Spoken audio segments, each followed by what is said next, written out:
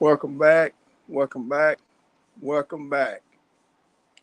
Yeah, it's just y'all host, Equalizer for Justice, aka Young Blood.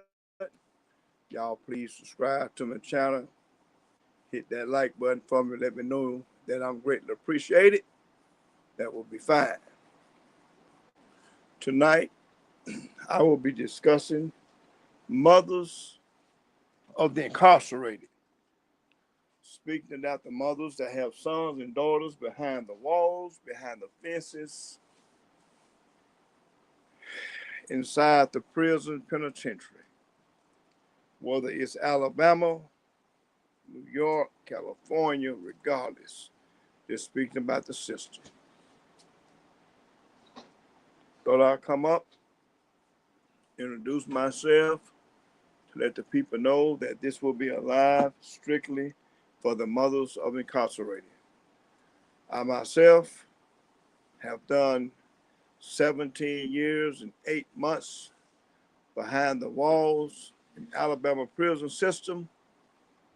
However, I have been a free man going on 12 years now. All praise be to my Creator. Whomsoever the Creator guides, none can misguide, and whomsoever He allows to go astray, none can guide. Yes, today I was in one of my groups, and there was a particular young lady that was giving her comments about her son being incarcerated, or her son, I think she said that her son had been violated on a parole violation. And her son is one that has mental illnesses. However, we know that the mental facilities now is no more than the prison system. Sad to say.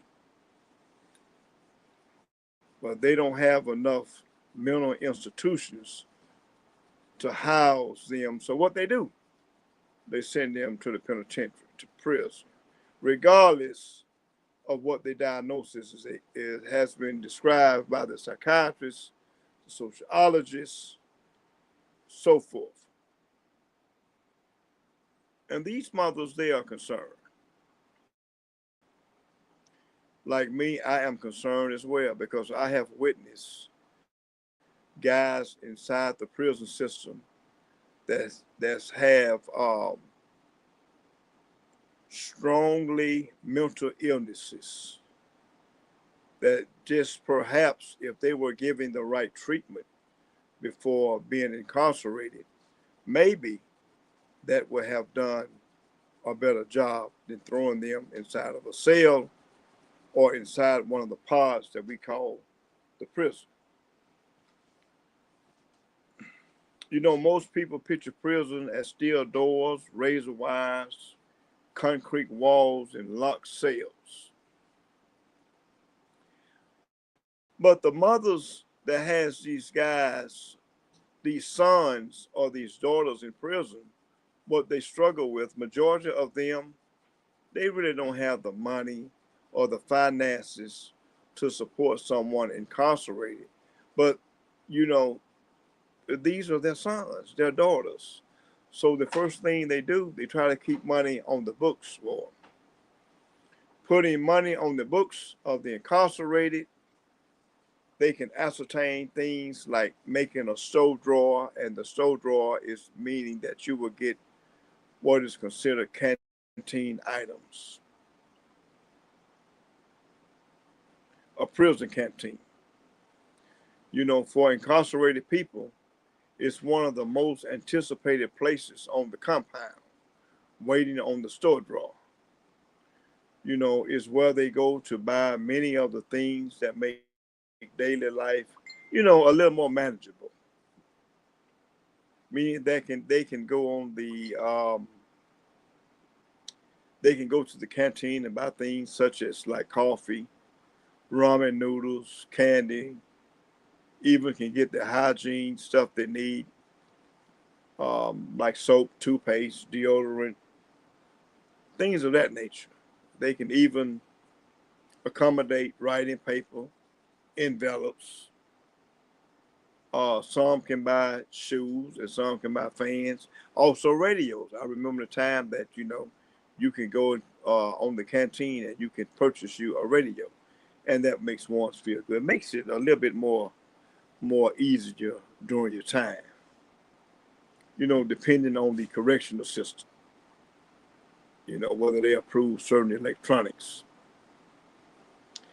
To someone outside, it may not seem like much, You mean to tell me that they can go out and get a pack of ramen noodles and we go to the Dollar General or the Family Dollar and pay $2 and like it's nothing. But, inside the prison system, oh man, that's what's happening. Makes you feel like you got something, which it is. I can remember the time that I would wait on the canteen or the store draw. When they call store draw, hell, I got to rack up and go. It's time to go buy some zoom zooms and wham whams. That's inside the prison. And being inside of that facility or that compound or that camp, it's often said that that's the only store you'll ever have access to go. This store to the incarcerated is like going to Walmart. It's all in one. It's the only thing you're going to see. You're going to go to for years, months, years add up, week after week.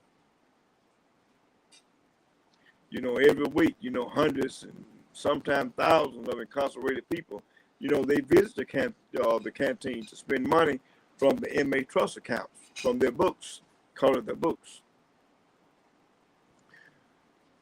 But, that make the loved ones, especially the mothers, and I'm not excluding the fathers, but majority of the people that I met while incarcerated, that they had the backbone that kept them going was their mothers.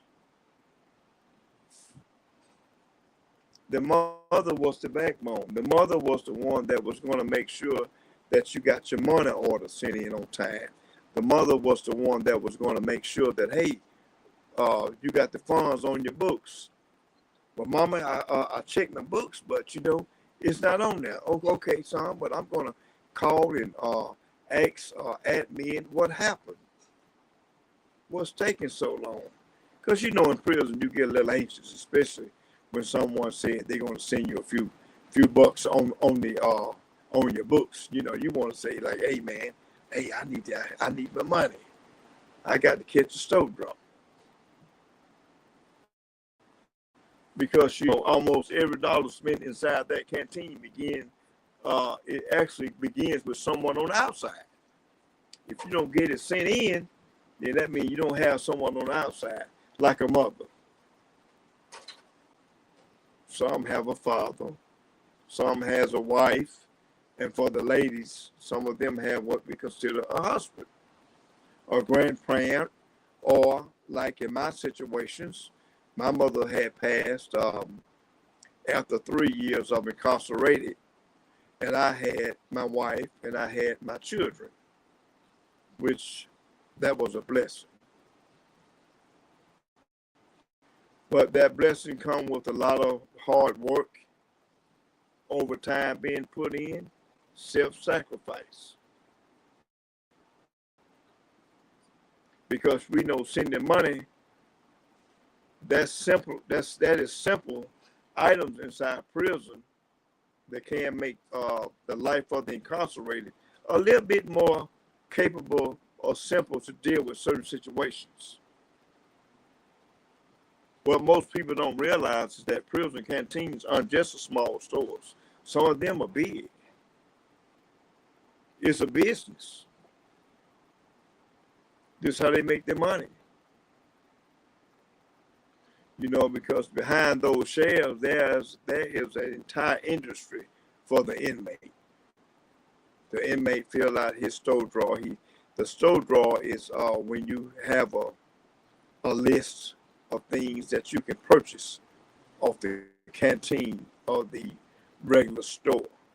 And what I'm saying is, we said back then the canteen was where you bought things that wasn't exactly on the store. Like you might go purchase you a pound of ice cream. You might go and get you certain type of sandwiches that the canteen sold that the store didn't sell. Because majority of the things that the store had for sale was unperishable items. They wasn't perishable. Things that wouldn't spoil. But the canteen has those type of items for one, which I think was a greatly investment for the incarcerated. But there was a lady speaking today about her son had violated his parole. And what had happened is that this particular individual, he was released from prison and he did not report to his parole officer. So that alone was a problem.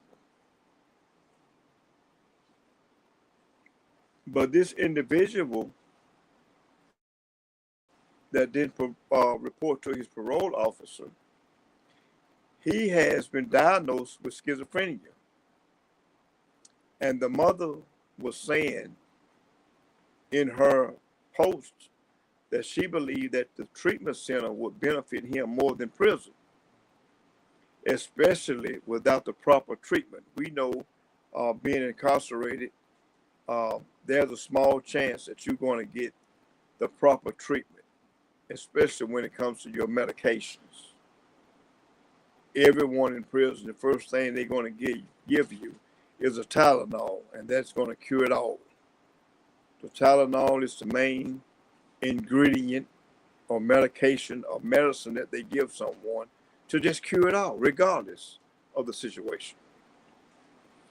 And the young lady, the young mother, was saying that there was a treatment center close to her for 90 days that would somewhat give him the opportunity to get the proper treatment and the help instead of sending him back behind the wall or the fence or inside the cell. And that was heartbreaking, you know, because I understand that being incarcerated, if you is eligible for parole and you make parole and you violate parole, there's a strong possibility that you will re-enter into the prison system. Because this is some things that is said upon clearance before you enter into society. They have you to read the documents. They have you to read the statements. They have you to read the guidelines of the parole. Upon making parole, this is some things that you have to do. However, we have to look at certain other situations as well. There's a lot of people that's incarcerated that has a lot of mental illnesses going on. The prison system now that they call the correctional facility is nothing but a grave big mental ward. This is where they house mostly insane or mental ill people. Suffice to say, there are criminals behind the wall. Yes, it is. I'm not refuting that. But this is a place that most people that has these mental illnesses, this is where they're going to land up at. Because our society that we have now, they doesn't give the treatment. They doesn't have the facilities to actually to help these people. And it's sad. It's very sad. But we're going to pray for this young lady, give her the support, going to answer her questions, and let her realize that, hey, ma'am, this is what the system does. However, we're going to try to make a change. So we thank her for her time. We thank her for her post that she shared, because the job is not over. We're going to continue to represent. We're going to continue to hit that rusty nail until it penetrates. The prison system is a nasty place. It is a place where a lot of exploitation goes on.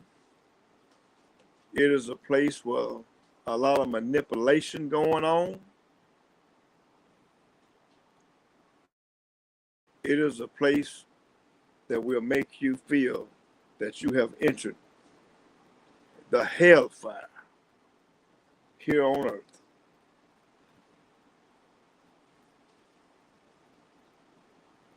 I would like for the people to subscribe to my channel, to give their input, to let me know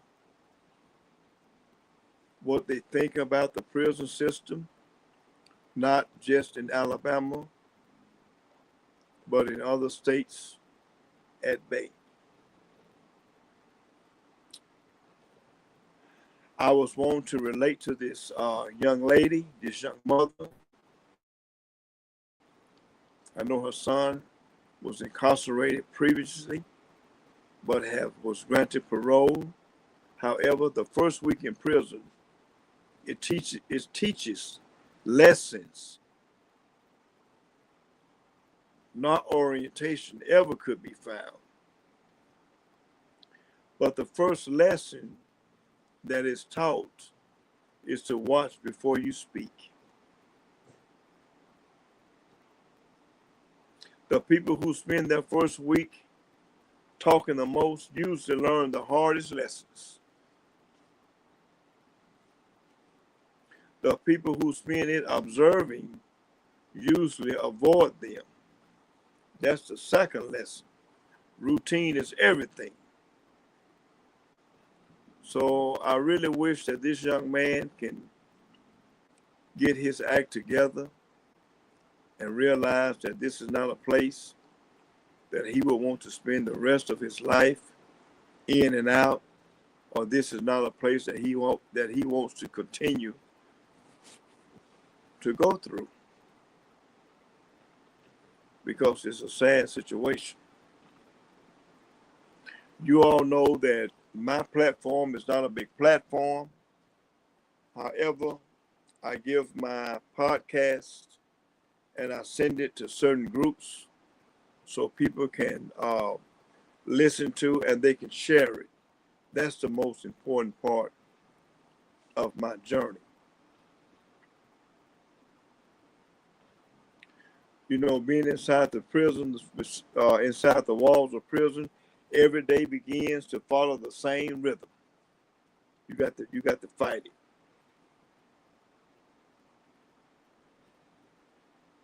And prison is a long time. Majority of the time that people enter prison, they're going to do roughly at least 3 years or more. That's a long time. I remember my first 3 years while incarcerated. It's a long time. But I wanted to come on and just let the mothers of the incarcerated, the mothers of the loved ones that they is struggling with, to know that we must continue this journey. We must continue to speak out. We must continue to stay steadfast. And remember, silence is agreement. So we have to speak out against the inhumane conditions that the inmate behind the walls and the fences go through. The inhumaneness is what we is trying to demolish, to get rid of.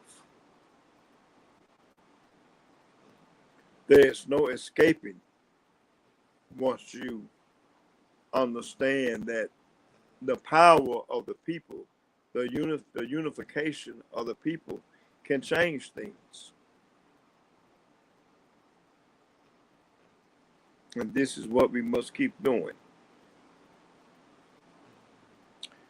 I ask you all to make sure you share this podcast, not only to the mothers of the incarcerated, because I will share it to all my groups.